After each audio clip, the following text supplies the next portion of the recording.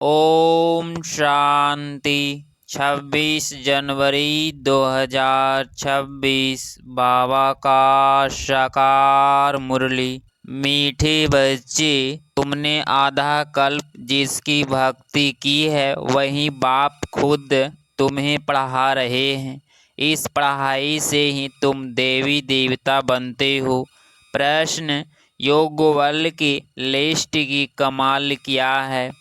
उत्तर: तुम बच्चे योगबल की लिस्ट से सेकंड में ऊपर चढ़ जाते हो। यथार्थ सेकंड में जीवन मुक्ति का वर्षा तुम्हें मिल जाता है।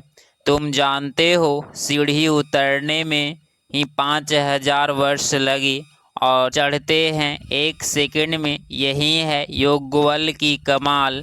बाप की याद से सब पाप कट जाते हैं। आत्मा शतो प्रधान बन जाती है। ओम शांति। रूहानी बाप रूहानी बच्चों को बैठ समझाते हैं। रूहानी बाप की महिमा तो बच्चों को सुनाई है। वह ज्ञान का सागर है, सत्य चित आनंद स्वरूप है, शांति का सागर है। उसको सब बेहद की सिफतें दी जाती है।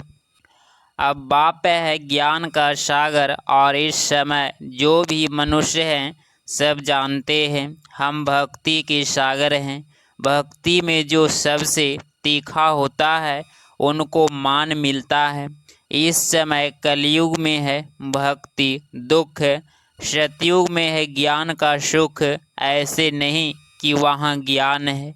तो यही महिमा सिर्फ एक ही बाप की है और बच्चों की महिमा भी है, क्योंकि बाप बच्चों को पढ़ाते हैं अथवा यात्रा सिखलाते हैं। बाप ने समझाया है 2 यात्राएं हैं। भक्त लोग तीर्थ करते हैं, चारों तरफ चक्र लगाते हैं। तो जितना टाइम चारों तरफ चक्र लगाते हैं उतना टाइम बेकार में नहीं जाते हैं। शराब आदि छी कोई चीज़ नहीं खाते पीते हैं।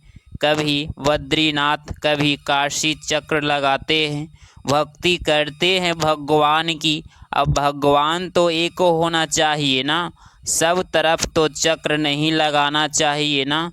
शिव बाबा के तीर्थ का भी चक्र लगाते हैं। सबसे बड़ा बनारस का तीर्थ गाया हुआ है, जिसको शिव की पुरी कहते हैं। चारों तरफ जाते हैं, परंतु जिनका दर्शन करने जाते हैं, जिनकी भक्ति करते हैं, उनकी बायोग्राफी ऑक्यूपेशन का किसको पता नहीं। इसीलिए उनको कहा जाता है अर्धश्रद्धा।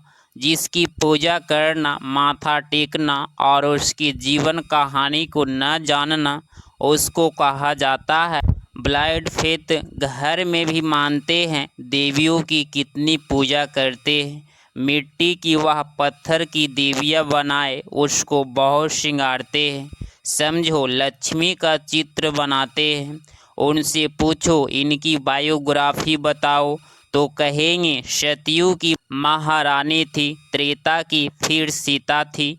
बाकी इन्हों ने जितना समय राज्य किया, लक्ष्मी नारायण का राज्य कब से कब तक चला यह कोई भी जानते नहीं। मनुष्य भक्ति मार्ग में यात्रा पर जाते हैं। यह सब है भगवान से मिलने का उपाय। शास्त्र पढ़ना यह भी उपाय है भगवान से मिलने के लिए। परंतु भगवान है कहाँ? कहेंगे वह तो सर्वव्यापी है। अभी तुम जानते हो पढ़ाई से हम यह देवी देवता बनते हैं। बाप खुद आकर पढ़ाते हैं, जिससे मिलने के लिए आधा कल्प भक्ति मार्ग चलता है। कहते हैं बाबा पावन बनाओ और अपना परिचय भी दो कि आप हैं कौन। बाबा ने समझाया है कि तुम आत्मा बिंदी हो, आत्मा को ही यहाँ शरीर मिला हुआ है, इसीलिए यहाँ कर्म करती है। देवताओं के लिए कहेंगे कि यह सतयुग में राज्य करके गए हैं। क्रिश्चियन लोग तो समझते हैं बरोबर गॉड फादर ने प्राइड्स से स्थापना किया नहीं थे, भारत में प्राइड्स था। उन्हों की बुद्धि फिर भी अच्छी है, भारतवासी शतो प्रधान भी बनते हैं। तो फिर तमो प्रधान भी बनते हैं। वह इतना सुख नहीं देखते तो दुख भी इतना नहीं देखते हैं।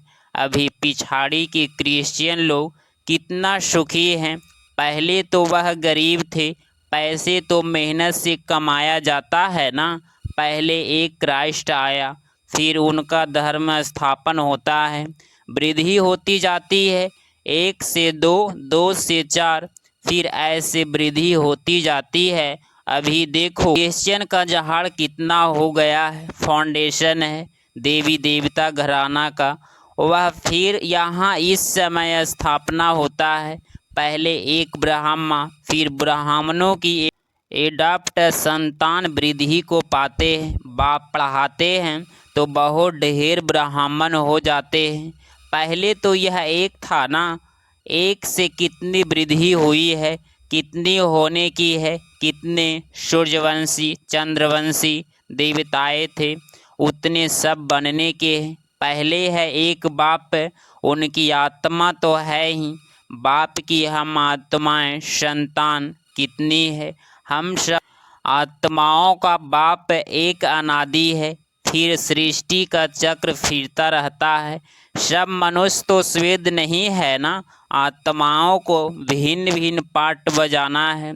इस जहाड़ का पहले पहले थोर है देवी देवताओं का, फिर उनसे टिप्स निकलती है तो बाप बैठ बच्चों को समझाते हैं।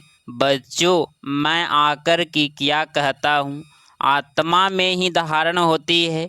बाप बैठ सुनाते हैं, मैं आया कैसे। तुम सब बच्चे जबकि पतित बने हो तो याद करते हो, सतयुग त्रेता में तो तुम सुखी थे तो याद नहीं करते थे। द्वापर के बाद जब दुख जास्ती हुआ तब पुकारा है, हे परम पिता परमात्मा बाबा। हाँ बच्चे, सुना क्या चाहते हो। बाबा आकर पतितों को पावन बनाओ। बाबा, हम बहुत दुखी पतित हैं, हमको आकर पावन बनाओ, कृपया करो, आशीर्वाद करो, तुमसे मुझे पुकारा है। बाबा आकर पतितों को पावन बनाओ। पावन सतियों को कहा जाता है, यह भी बाप खुद बैठ बतलाते हैं। ड्रामा के प्लान अनुसार जब संगम युग होता है, सृष्टि पुरानी होती है, तब मैं आता हूँ। तुम समझते हो सन्यासी भी 2 प्रकार के हैं। वह है हठ योगी, उनको राजयोगी नहीं कहा जाता। उन्हों का है हद का सन्यास, घर बार छोड़ जाए जंगल में रहते हैं, गुरुओं के फ्लोवर्स बनते हैं। गोपी चंद्र राजा के लिए भी एक कथा सुनाते हैं। उसको कहा, तुम घर बार क्यों छोड़ते हो, कहाँ जाते हो। शास्त्रों में बहुत कुछ कहानियाँ हैं।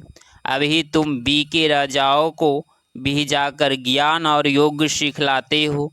एक अष्टपा गीता भी है जिसमें दिखाते हैं, राजा को वैराग्य आया, बोला हमको कोई परमात्मा से मिलाओ, ढिंढोरा पिटवाया। वह यही समय है तुम जाकर राजाओं का ज्ञान देते हो ना, बाप से मिलाने के लिए। जैसे तुम मिले हो तो औरों को भी मिलाने की कोशिश करते हो।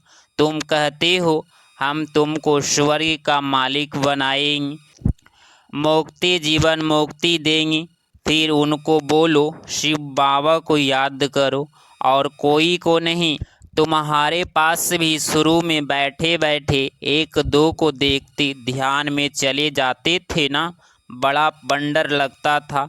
बाप था ना इसमें, तो वह चमत्कार दिखाते थे, सबकी रस्सी खींच लेते थे। बाप दादा इकट्ठे हो गए हैं ना, कब्रिस्तान बनाते थे। सब बाप की याद में सो जाओ, सब ध्यान में चले जाते थे। यह सब शिव बाबा की चतुराई थी। ईश्वर कई जादू समझने लगे। यह था शिव बाबा का खेल। बाप जादूगर, सौदागर, रत्नागर है ना, धोबी भी है, सुनार भी है, वकील भी है। सबको रावण की जेल से छुड़ाते हो, उसको ही सब बुलाते हैं, हे पतित पावन, हे दुर्देश के रहने वाले, हमको आकर पावन बनाओ। आओ ही पति दुनिया में, पति शरीर में आकर हमको पावन बनाओ। अभी तुम उसका भी अर्थ समझते हो। बाप आकर बतलाते हैं, तुम बच्चों ने रावण के देश में हमको बुलाया है। मैं तो प्रेम धाम में बैठा था स्वर्ग स्थापन करने के लिए। मुझे नरक रावण के देश में बुलाया कि अब सुख धाम में चलो। अभी तुम बच्चों को ले चलते हैं ना। तो यह है ड्रामा। मैंने जो तुमको राज्य दिया था वह पूरा हुआ। फिर द्वापर से रावण राज्य चला है। 5 विकारों में गिरे। उनके फिर चित्र भी है जगन्नाथपुरी में। पहले नंबर में जो था वही फिर 84 जन्म ले अब पिछाड़ी में है। फिर उनको ही पहले नंबर में जाना है। यह ब्रह्मा बैठा है, विष्णु भी बैठा है। इसका आपस में क्या कनेक्शन है दुनिया में कोई नहीं जानते। ब्रह्मा सरस्वती भी असुल में सतयुग के मालिक लक्ष्मी नारायण थे, अभी नर के मालिक हैं। अभी यह तपस्या कर रहे हैं। यह लक्ष्मी नारायण बनने के लिए दिलवाड़ा मंदिर में पूरा यादगार है।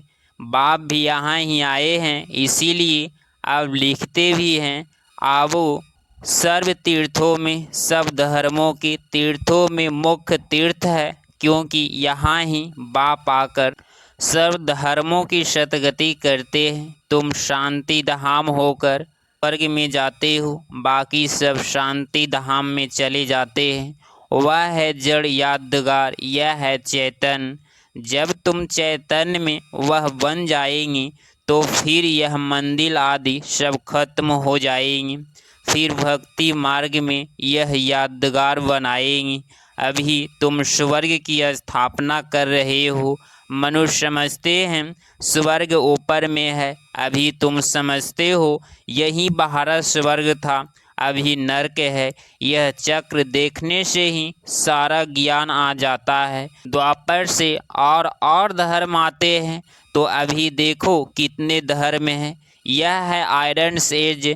अभी तुम संगम पर हो, सतयुग में जाने के लिए पुरुषार्थ करते हो। कलयुग में है सब पत्थर बुद्धि, सतयुग में है पारस बुद्धि। तुम ही पारस बुद्धि थे, तुम ही फिर पत्थर बुद्धि बने हो, फिर पारस बुद्धि बनना है।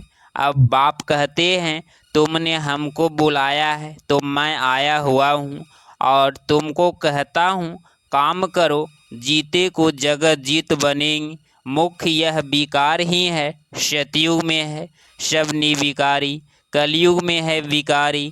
बाप कहते हैं, बच्चे अब निर्विकारी बनो। 63 जन्म विकार में गए हो, अब यह अंतिम जन्म पवित्र बनो। अभी मरना भी सबको है। मैं स्वर्ग स्थापन करने आया हूँ, तो अब मेरी श्रीमत पर चलो। मैं जो कहूँ वह सुनो। अभी तुम पत्थर बुद्धि को पारस बुद्धि बनाने का पुरुषार्थ कर रहे हो। तुम ही पूरी सीढ़ी उतरते हो फिर चढ़ते हो। तुम जैसे जिन्न हो, जिन्न की कहानी है ना। उसने बोला काम दो, तो राजा ने कहा अच्छा सीढ़ी उतरो और चढ़ो। बहुत मनुष्य कहते हैं भगवान को क्या पड़ी थी जो सीढ़ी चढ़ाते और उतारते हैं। भगवान को क्या हुआ जो ऐसी सीढ़ी बनाई। बाप समझाते हैं यह अनादि खेल है। तुमने 5000 वर्ष में 84 जन्म लिए हैं। 5000 वर्ष तुमको नीचे उतारने में लगे हैं, फिर ऊपर में जाते हो सेकंड में। यह है तुम्हारे योगबल की लिस्ट। बाप कहते हैं याद करो तो तुम्हारे पाप कट जाएंगी। बाप आते हैं तो सेकंड में तुम ऊपर चढ़ जाते हो, फिर नीचे उतरने में 5000 वर्ष लगे हैं। कलाएं कम होती जाती है, चढ़ने की तो लिस्ट है। सेकंड में जीवन मुक्ति सतो प्रधान बनना है, फिर आहिस्ते आहिस्ते तमो प्रधान बनेंगे। 5000 वर्ष लगते हैं। अच्छा, फिर तमो प्रधान से सतो प्रधान बनना है एक जन्म में। अभी जबकि मैं तुमको स्वर्ग की बादशाही देता हूँ तो तुम पवित्र क्यों नहीं बनेंगी। परंतु कामेश कोदेशो भी है ना, विकार न मिलने से फिर स्त्री को मारते हैं, बाहर निकाल देते हैं, आग लगा देते हैं।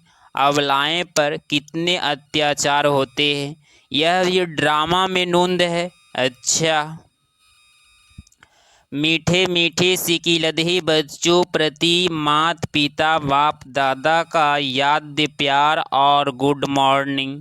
रूहानी बाप की रूहानी बच्चों को नमस्ते नमस्ते। धारणा के लिए मुख्य सार पॉइंट नंबर फर्स्ट, जगत का मालिक बनने व विश्व की बादशाही लेने के लिए मुख्य काम विकार पर जीत पानी है, संपूर्ण निर्विकारी जरूर बनना है। पॉइंट नंबर 2, जैसे हमें बाप मिला है ऐसे सबको बाप से मिलाने की कोशिश करनी है, बाप की सही पहचान देनी है, सच्ची यात्रा सिखलानी है। 26 जनवरी 2026 का वरदान, गम की दुनिया सामने होते हुए भी बेगमपुर की बादशाही का अनुभव करने वाले अष्ट शक्ति स्वरूप भव। स्पष्टीकरण, गम और बेगम की अभी ही नॉलेज है। गम की दुनिया सामने होते भी सदा बेगमपुर की बादशाही का अनुभव करना, यही अष्ट शक्ति स्वरूप कर्मेंद्र जीत बच्चों की निशानी है। अभी भी बाप द्वारा सर्व शक्तियों की प्राप्त होती है, लेकिन अगर कोई न कोई संग दोष व कोई कर्मेंद्रिय के वशीभूत हो अपनी शक्ति खो लेते हो तो जो बेगमपुर का नशा व खुशी प्राप्त है वह स्वतः ही खो जाती है। बेगमपुर के बादशाह भी कंगाल बन जाते हैं। स्लोगन, दृढ़ता की शक्ति सदा साथ हो तो सफलता गले का हार है।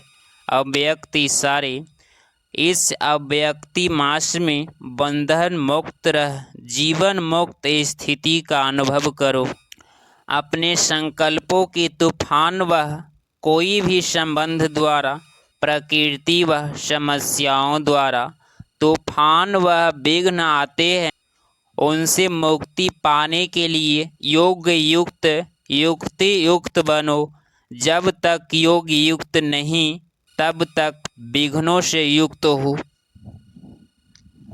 अगर आप इस चैनल पे डेली मुरली क्लास सुन रहे हैं तो चैनल को प्लीज़ सब्सक्राइब करें और नोटिफिकेशन ऑल पे क्लिक करें। मिलते हैं अगली मुरली क्लास में। ओम शांति, ओम शांति, ओम शांति।